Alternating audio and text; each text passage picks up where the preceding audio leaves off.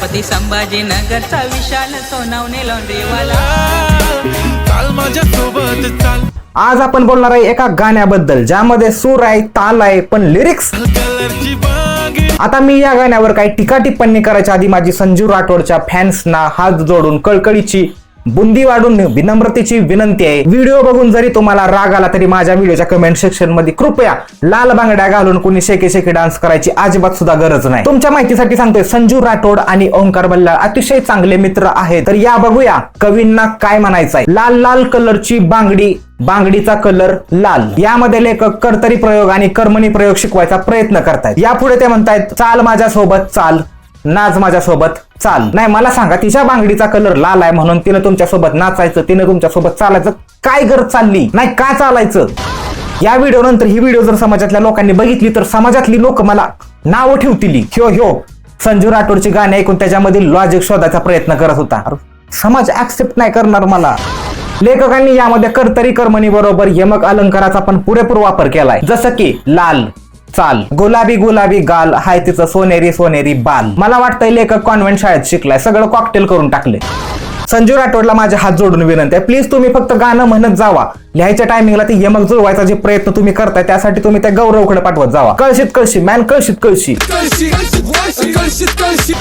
बरेच लोक या गाण्याला क्रिंज म्हणतायत। मी इंटरनेटवर बघितलं की बऱ्याच लोकांनी याच्यावर ट्रोल करणाऱ्या मीम्स बनवायला सुरुवात केली, पण तुम्ही एका गोष्टीवर अजिबात सुद्धा दुर्लक्ष करू शकत नाही, ती म्हणजे इंस्टाग्रामवर जी नाचकाम करणारी लोक आहेत त्यांच्यासाठी दर 6 महिन्याला संजू राठोड कंटेंट घेऊन येत असतो। बंगालच्या इलेक्शन मधून फ्री झाल्यावर माझी त्या मोदीला विनंती आहे की मोदी शेठ आमच्या जनजे लोकांकडून काही क्रांती बिंती होणार नाही, आम्ही गिव्ह अप करून टाकले। त्यामुळे आमच्या जनजे लोकांसाठी संजू राठोड रोजगार हमी योजना काढावी आणि त्या अंतर्गत रील्सवर नाचणाऱ्या सगळ्यांसाठी काहीतरी रक्कम मोबदला म्हणून देण्यात यावी आणि त्या प्रत्येक रील्सवर संजू राठोड मुकदम या नात्यानं कमेंट करणार। पण चेष्टेचा भाग सोडला तर मी तुम्हाला एक गोष्ट सांगतो, किती दिवस त्या मराठी पोरींनी फक्त रील्सवरच नाचायचं संजू राठोडच्या कमेंटसाठी। कधीतरी करा मराठी पोरींना पण कास्ट, नाचू द्या त्यांना पण तुमच्या गाण्यात। अरे किती नाचतात आहे, किती ताण घेतात आहे, तुम्हाला माहितीये का? संजू राठोड आणि त्याच्या टीमला माझी विनंती आहे, प्लीज हे माझं जे बोललो आता होतं ते तुम्ही कन्सिडर करा ऍज अन ऍप्लिकेशन। नाही म्हणजे त्या बिचाऱ्या पोरीने रील्सवर कुठपर्यंत या कास्टिंगच्या अपेक्षेने नाचायचं आणि तुम्ही काय देणार त्यांना? फक्त कमेंट। आणि नाही म्हणजे मला हे पण सांगा की तुम्ही ती ईशा मालवी आहे ती कधीपर्यंत नाचवणार आहे? 1-2 वर्ष 3 वर्ष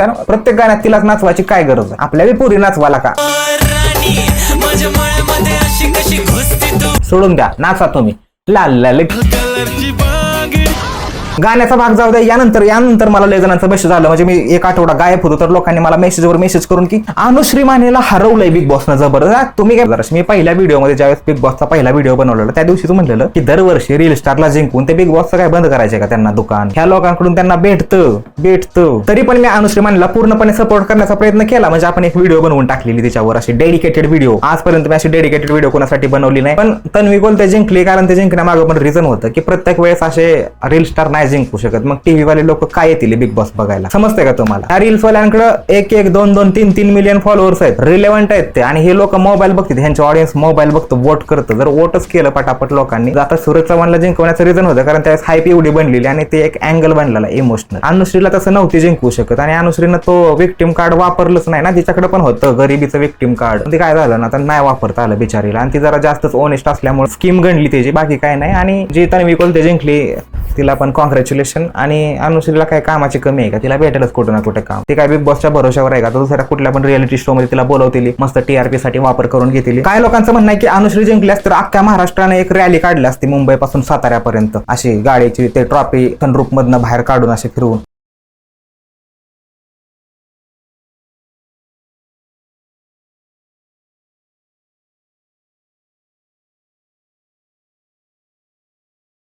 आणि जे तन्वी कोलते ती जिंकली, तिनं फक्त त्याच्या बिल्डिंग खाली सेलिब्रेशन केलं। अरे ह्याच्यापेक्षा जास्त लोक तर आमच्या पोरांचं बट चौकात जमा होती, तलवारीनं बड्डे खाप जाऊ द्या। पण काय करायचं, बिग बॉसची ट्रॉफी आहे, बिग बॉसची ट्रॉफी। आपल्या इथं जे चौकात केक कापते ती पोरं, त्याची पण व्हॅल्यू बिग बॉसच्या ट्रॉफीपेक्षा जास्त आहे, असं जर कम्पेअर करायचं म्हणलं। बाकी तुम्हाला खरं सांगतो, या वर्षीचा जो बिग बॉसचा सीझन होता तो फक्त रितेश देशमुखचा राजा शिवाजी पिक्चर येणार आहे तो प्रमोट करण्यासाठीच ठेवलेला। आणि हे जे लोक आहेत ते कमेंट सेक्शन मध्ये रडणारे, अनुश्रीलाच हरवलं, तन्वीलाच का जिंकवलं, हे सगळे जे कमेंट करणारे ते ऑडियन्स आहे बिग बॉसचं, हे फक्त 2-3 महिने शिवाय देतं त्या बिग बॉसला की आमच्या वोटिंगचा काय फायदा, आमच्या मनाविरोध झाले। परत दुसरा सीझन आला ना, पुढचा 7वा सीझन आला की परत झालीच पुढं टीव्हीच्या पुढे जाऊन अशी बसणार।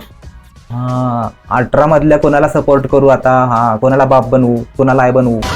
तुम्ही नाही सुधारणार. बिग बॉसला पण माहिती आहे ना त्या मेकर्सला की बिग बॉसचा ऑडियन्स काय लेवलचा, काय क्वालिटी आहे त्याची. थोडा विषय सोडून द्या, लय मनावर घेऊ नका. आपल्याला लय काम माहिती, लय कामं करायला लागते ती आयुष्यात. बिग बॉसचं खूप वर्ष मनावर घेता, ते जिंकली गेली, त्यांच्या कामाला त्यांची सुरुवात झाली. तुम्ही पण मूव ऑन व्हा. आता मला प्लीज डीएम करू नका. यानंतर अजून एक घटना घडली. तो बागेश्वरवाला बुवा आहे, तो बुवा छत्रपती शिवाजी महाराजांना काहीतरी म्हणला. बघूया काय म्हणला. करो, ये मुकुट संभालो आप, ये राजपाट आप संभालो, आपकी आज्ञा से ही हम चले, अब हमसे चला नहीं जा रहा. आता ह्या बुवाला काय वाटलं की ह्यो काय पण भाकळ, आणि महाराष्ट्रातल्या लोकांना वाटेल की जाऊ द्या सोडून देऊया, ह्यो लय मोठा बुवा नाही का, म्हणजे हा एकदम अशा चिट्ट्या बिट्ट्या काढतो, त्यात आपलं भविष्य दाखवतो. त्यामुळे त्याला काय वाटलं ना, लोक माझी रिस्पेक्ट करतील कारण मी एवढा मोठा बाबा आहे ना. अरे पण तो बाबा विसरला की तू छत्रपती शिवाजी महाराजांना बोलतोय, तू असं कसं सोडतील तुला. मग आपले जे ऍक्टिव्हिस्ट लोक आहेत ते ऍक्टिव्ह झाले आणि त्यांनी त्याला माफी मागायला लावली. हम उनकी अवमानना तो दूर की बात है, स्वप्न में भी कोई निंदा करे तो हम सुन भी नहीं सकते. हमारा 1% भी इस प्रकार का कोई मत नहीं था, ऐसा कोई विचार नहीं था. या माफीत सुद्धा समाधान होण्यासारखं दिसत नाही, समाधानकारक स्थिती नाही की तू असं लोटांगण घालून माफी मागायला पाहिजे होती. असं म्हणजे स्वारीचा भाव ते असं ना, माफी मागण्याचा भाव तुझ्या चेहऱ्यावर दिसलं पाहिजे. तर सगळं परत कर. ठीक आहे, तुम्ही ते नॉर्थ इंडियावाली स्टेट समजू नका की तुमच्या पुढे लोटांगण घालतील, तुम्ही काय पण भाकाल चाल आणि माणसं तुम्हाला अशी जय जय करतील. पुरोगामी महाराष्ट्र आहे, पुरोगामी समजतं का तुम्हाला. पुरोगामी महाराष्ट्र, पुरोगामी शब्दाचा अर्थ पण तुम्हाला समजणार नाही. काय लोक अशी ह्यांना सपोर्ट करतील की तुम्ही ह्यालाच बोलू शकता, त्याला का नाही बोलला, त्यालाच बोलू शकता, ह्याला का नाही बोलला. अरे ओव्हरऑल ती गोष्ट चुकीची आहे. आपल्याला ते कल्चर महाराष्ट्रात नाहीच पाहिजे. आपल्याला ह्या जर विषयावर जर तुम्ही ठाम राहिला तर काय फरक पडतोय सांगा तुम्ही. कोण कोणाला बोलतंय, कोण कोणाला नाही म्हणतोय. त्याने शहाण्याला शब्दाचा आणि याड्याला चिपलीत असं काहीतरी मराठीत म्हण आहे ना. मग हे असले जर तुम्ही म्हणताय ना की हे शहाणे आहे, तर ह्यांना कळलं पाहिजे शब्दानं. त्या चिपलीला ज्यांना चिपलीचा कळतोय त्यांना चपल्या टाकायलाच लागते कधी ना कधी. हे जाऊ द्या, हे सोडा. हे मॅटर मिटला नव्हता तोपर्यंत अजून छत्रपती शिवाजी महाराजांवर अजून एकाने टीका टिप्पणी केली काहीतरी, ते पण बघूया. शिवाजी राजा हे बुद्धिस्ट होते. त्यांचा बुद्ध लेणीमध्ये जन्म झाला, वरती नाही रिकाम्या जागी. ज्या ठिकाणी आता जे गणपती बसवलेला आहे ना, त्या शिवनेरीची त्या गुफा आहेत ना, त्या गुफा, त्या खालच्या गुफेत जन्म झालाय खरं म्हणजे बुद्ध. माझं आता मन भरलंय महाराष्ट्रात आणि मी कुठे जाऊ पण शकत नाही, अशी परिस्थिती झाली. म्हणजे का मागं लागलाय तुम्ही. म्हणजे हे जे आपले महामानव महापुरुष जे आपल्या महाराष्ट्रात होऊन गेले सगळे, त्यांच्या मागं तुम्ही का लागलाय. कोण पण येतंय, काय पण बोलून जातंय. कोणाला वाटेल तसा लोक इतिहास बनवते, ते इतिहास सांगते, ते कोणाला जे मनाला वाटेल ती बोलते. म्हणजे काय त्याला लिमिटच राहिली नाही. माझी सरकारला विनंती आहे या व्हिडिओच्या माध्यमातून की प्लीज तुम्ही असा काहीतरी कायदा बनवा, असा काहीतरी नियम काढा की हे जे ना की आपले जे आहेत महापुरुष जे लोक आहेत, आपले जे समाजसुधारक होऊन गेले, ह्यांच्याबद्दल कोणीच असा अपशब्द नाही बोलला पाहिजे. कोणीही असू द्या. मग फ्रीडम ऑफ स्पीचच्या जे असतं ना, आपलं फ्रीडम ऑफ स्पीचचा आपण जे फायदा घेतोय आजकाल, याचा गैरफायदा, ह्याला पण एक लिमिट आहे. त्या राव तुम्ही जर ते वाचलं असेल ना संविधान, तर त्याच्यात लिहिलंय राष्ट्रीय एकात्मता असेल किंवा समाजात गोंधळ घालणाऱ्या गोष्टी असतील. व्हिडिओच्या शेवटी मला तुम्हाला एवढंच सांगायचं आहे की मूलभूत हक्कांचा ज्यावेळेस आपण उपभोग घेतो ना, त्यावेळेस त्यासाठी मूलभूत कर्तव्य पण असतात जे आपल्याला पाळायचे असतात. त्याचं पण भान असलं पाहिजे. बाकी तुम्हाला समजतंयच आणि कोणाला हेट नाही.